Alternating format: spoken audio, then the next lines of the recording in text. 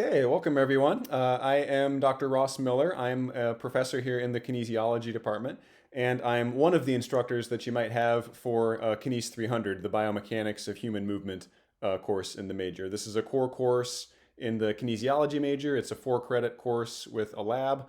I say I'm one of the instructors because I teach this course.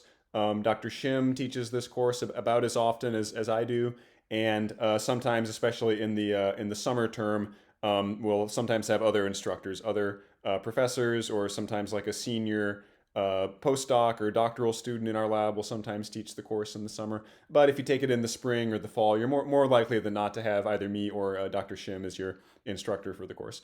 So you may see me again, you may not, but you'll definitely see biomechanics again. You'll definitely have to take KNES 300 biomechanics. I'm going to do a series of 3 videos here, kind of orienting you to biomechanics, the course, and the topic. The idea on these lectures that we're doing in KNES 200 here now is to sort of clue students into what do you need to know now ahead of time before you take the core courses in the major to be successful when you get into those courses, to kind of hit the ground running in those courses. And so that's what I'm hoping to cover in these 3 videos here. I'm going to first, in this first video, just try to orient you to biomechanics. What is it as a topic and a field of study? Why do you have to take it? Why is it a core course in the KNES major?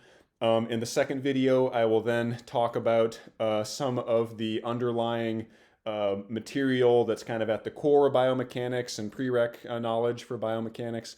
And then in the third video, I'll give you a demonstration of some software that you're going to need to know how to use in biomechanics and in other classes in the KNES major, and that's Microsoft Excel.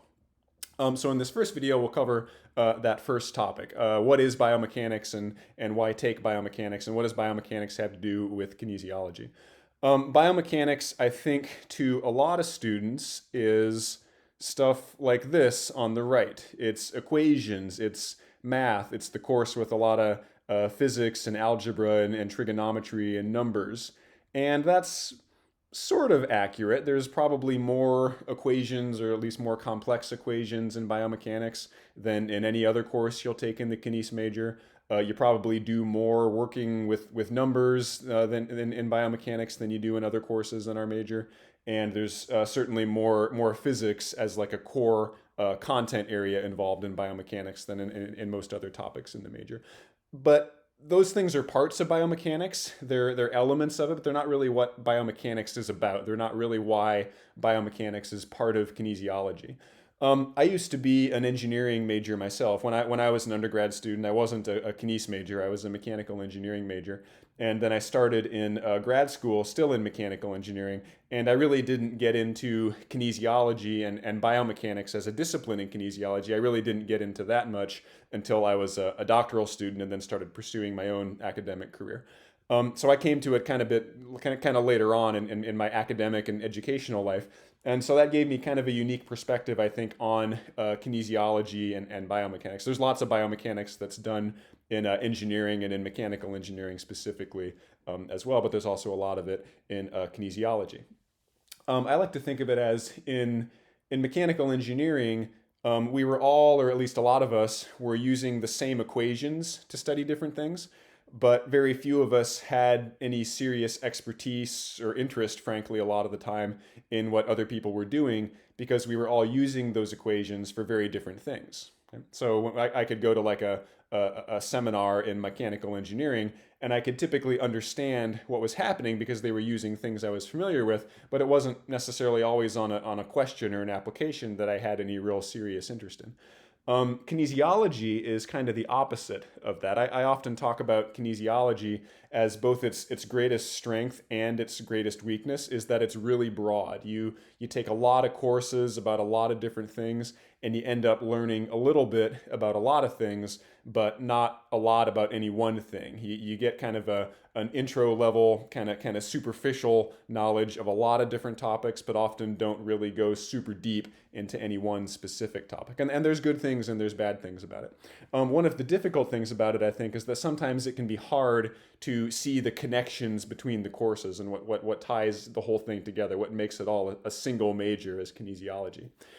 So I like to think of kinesiology as kind of the opposite of what I described in engineering.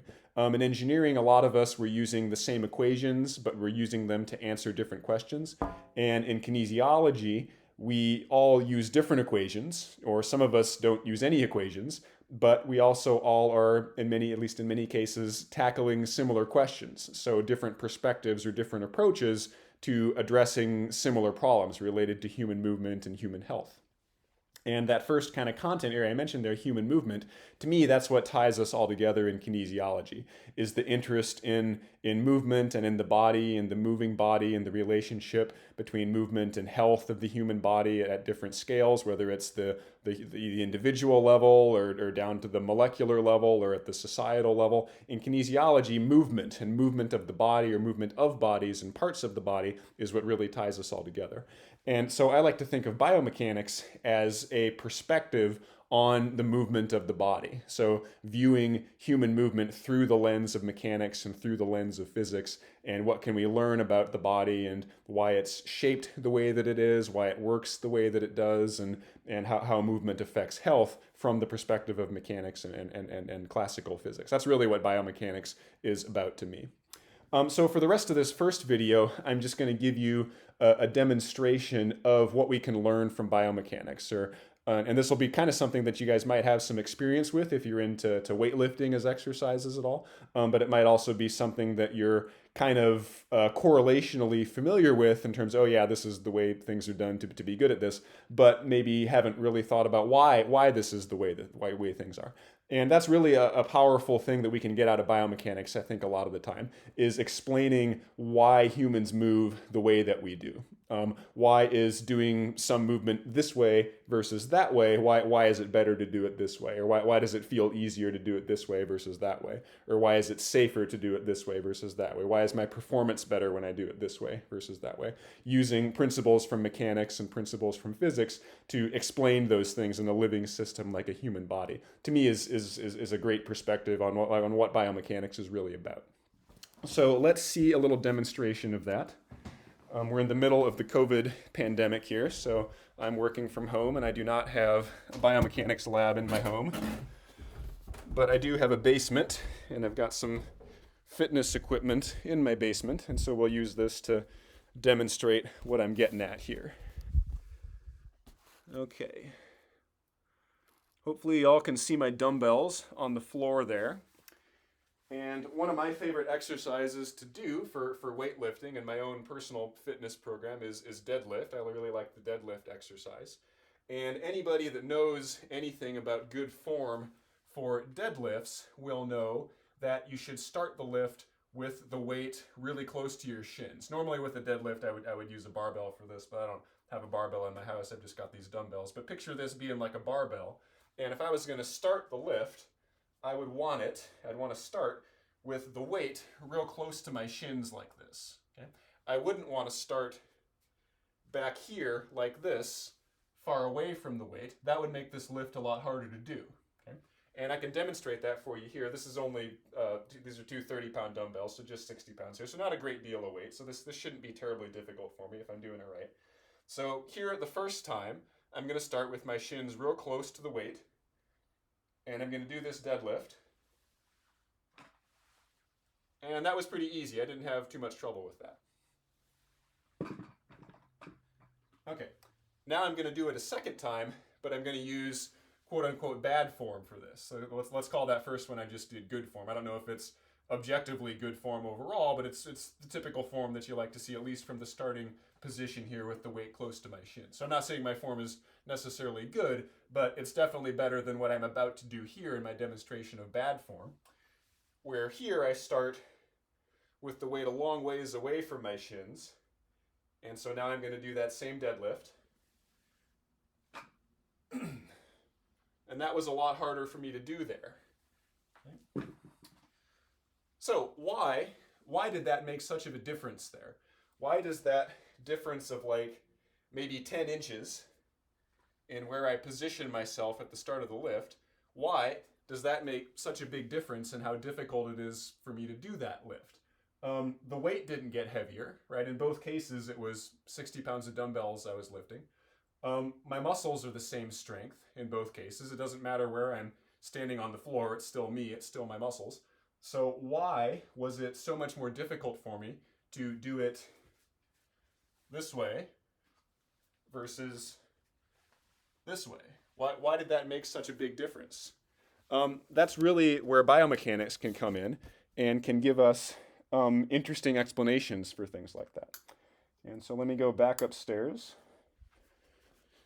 to my home office slash kitchen now. And we will take a look at why, or at least the biomechanics explanation for why that's the case.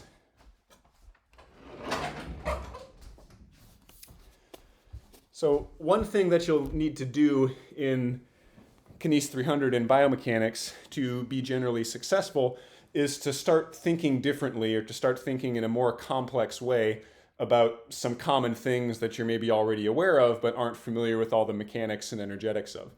For something like gravity, for example, right? Like we all kind of have an intuitive understanding of gravity. It kind of permeates all of life, whether or not you've taken like a class in physics and talked about gravity a lot. We all kind of know and understand gravity, right? Like if I take my phone here and I hold it up in the air and I drop it, it falls to the ground, right? And that's because of gravity. I let it go and gravity pulls it to the ground. If I let it go from a high height and drop it on my floor, the phone's probably going to break, right? Because I dropped it from a high height, gravity pulls it down and speeds it up and it hits the floor hard, and that's a lot of load on that phone, okay? So we all kind of have an intuitive understanding of how gravity works and what it does and what its effects are. To understand something like what I just showed in my basement there, the different difficulties of lifting the same weight based on just my body position, there we want to think of gravity not just as like a force that I have to overcome, but as a force that generates gravitational moments or rotational forces at my joints that I have to overcome. You can kind of think of this as, let's pretend my phone here is a dumbbell. And what happens here if I just completely relax my biceps muscle? What does my elbow do? Well, it extends. Oh, lost my screen there. There we go. What happens if I just relax my biceps muscle there? What happens to my elbow? Well, my elbow extends like that. Okay. Mechanically, what's happening there is gravity is pulling down on my phone and on my arm, and that weight of the phone and the weight of my arm gets multiplied by this distance from my elbow to generate a torque or a rotational force at my elbow. So to lift that weight against gravity, I have to generate a force in my biceps muscle here that gets multiplied by this little distance, the distance between my elbow and my biceps tendon, to generate a muscle torque in the opposite direction. Okay? And how big does that muscle force have to be? Well, to lift this weight, it has to generate a torque that's at least equal to the torque from gravity in the other direction. Okay? That would give me a net torque of 0, and that's how I just hold this thing here. If I want to actually lift the weight, then I have to generate enough force with my muscle to generate enough torque in the opposite direction on my elbow so that it's bigger than the gravitational torque. Not just equal to it, but I have to generate enough to first overcome gravity and then move against gravity. Okay? So that's kind of the perspective that you need to start thinking of something like gravity as in a course here like biomechanics. Don't just think of it as this force that's acting on me. Think of how that force acts on different parts of the body and will affect what your muscles have to do. And this is kind of the joint level biomechanics perspective on movement in general, on at least on a place like planet Earth, where we always have gravity acting on us. Gravity is going to act on parts of my body. This is going to generate gravitational moments or rotational forces at my joints that are in most cases going to resist the movement that I'm trying to do, whether it's moving just my body or using my body to move something and to act on something like a weight in the gym, for example. And so the reason that I have to use my muscles in situations like that is because I need to overcome those gravitational moments or those gravitational torques. I need to generate muscle torques in the opposite direction at my joints that are big enough to overcome gravity and actually move the weight or move my body as a whole against gravity. So let's look at some biomechanics here. That's our guest speaker for today. Let me pull up my course website here instead. This is another example that I just did in the actual KNES 300, in the actual course. So here on this page, you can see photos that I took of me doing that same demonstration that I just did in my basement for you guys. On the left is me doing the deadlift with quote-unquote good form, where I start with my shins real close to the weight. And on the right is me doing it with bad form, with the shins relatively far from the weight. Okay? Now, why is it more difficult to do the lift with the form on the right than with the form on the left? Like I said earlier, it's the same weight, it's the same muscles, so what's going on here? Why does moving backwards here make it so much more difficult? Or from the other perspective, why does moving forwards here make it easier to do? Well, here, down in this second set of photos where I added some biomechanical detail, you can kind of start to get a picture of that. The yellow line is representing the weight of the dumbbells that I'm lifting. Okay, so gravity is going to act on those dumbbells and is going to pull downward on them through the center of mass of those dumbbells. And that's what I'm showing there in that yellow line, the force vector of the weight of those dumbbells. Okay. In the white dots is the centers of the joints of my body here, not all the joints, but some of the joints of the groups of muscles involved in deadlifting. I've got my ankle joint drawn here, and my knee joint, and my hip joint, and my lumbar joint there, my lower back. Okay. So for a movement like the deadlift here, which is primarily a back and a leg exercise, I'm going to be using the muscles that span these joints to produce moments or rotational forces about those joints to rotate the joints and move the body against gravity and lift the weight up off the ground by doing work on my joints with those muscles. Okay. How much work or how much like muscular effort do I have to put into this? Well, it depends on how much weight I'm lifting, and more importantly, it depends on how much angular force that weight is generating at these joints. Okay? However big that angular force is, I have to generate an at least equal and opposite angular force in the opposite direction with my muscles. Okay? So notice here in the good form on the left, the yellow line here representing the weight of those dumbbells is a lot closer to these white dots than it is here on the right. Okay? By stepping back away from the weight, I moved those white dots in the horizontal direction here for all four of my joints here. I moved those white dots further away in the horizontal direction from this weight here, from this yellow line representing the weight of the dumbbells. And if you're having a hard time visualizing that, I actually drew those lines down here in the blue lines on this final set of figures, where you can see here for each one of these joints, like this top one here, my lumbar joint, is a lot closer to that weight with the good form on the left than it is here on the right with the bad form. It's a much further distance from that weight. Okay? Now, why is that relevant for biomechanics? When I am lifting a weight like this, it's not just this gravitational force in yellow that I have to overcome. It's this gravitational force times this distance from the joints there. Okay?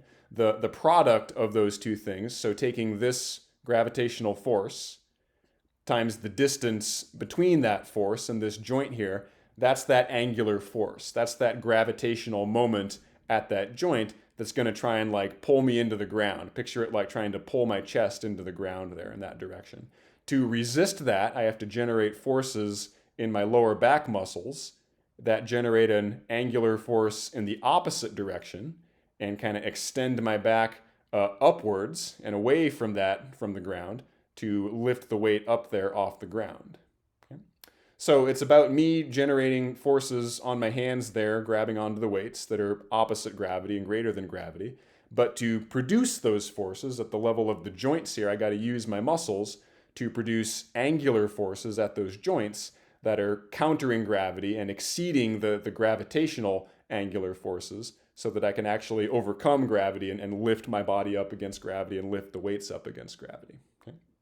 So the closer that weight is to my joints, the less angular gravitational force there is resisting the rotation of those joints, and the smaller the muscle forces I need to produce there to overcome those gravitational forces, those angular forces at the joints that are generated due to gravity.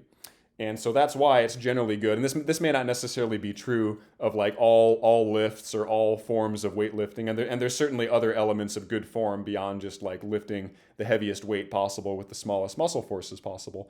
But this is certainly one element of good form in a lot of weightlifting exercises, where you generally, at least when you can, want to position the body in a way so that your joints, or at least the joints of the main muscle groups that are kind of like the prime movers for that lift, are pretty close to the center of the weight here. Okay? What this does is this minimizes the distance from your joints to that weight, which minimizes how much gravity is going to resist your rotations of those joints. And effectively rotating those joints and moving the body in an effective way by rotating the joints in an effective way with the necessary muscle forces is really what weightlifting is all about here, at least as far as performance and technique for things like this. So just an example of how we can use biomechanics to explain things like form and technique on things in the gym, that if you have any experience with actually doing these things are probably obvious to you. Like, oh, do you want to do a deadlift? Do you want to stand right next to the bar? Or do you want to stand 2 feet away from the bar? No, of course you want to stand right next to the bar. That makes it easier. But why does it make it easier? Well, biomechanics is kind of our lens into explaining why that's the case and justifying why that's the case and attaching numbers to why that's the case and using it to fine-tune and optimize technique at an individual level for really maximizing performance and things like this. Okay, so that'll be the end of this first video here. Just a general intro to why biomechanics and what do we do in biomechanics. In the next video, I will talk about some of the underlying like technical material that it'll be a good idea to at least have a superficial knowledge of before you get into taking biomechanics in KNES 300.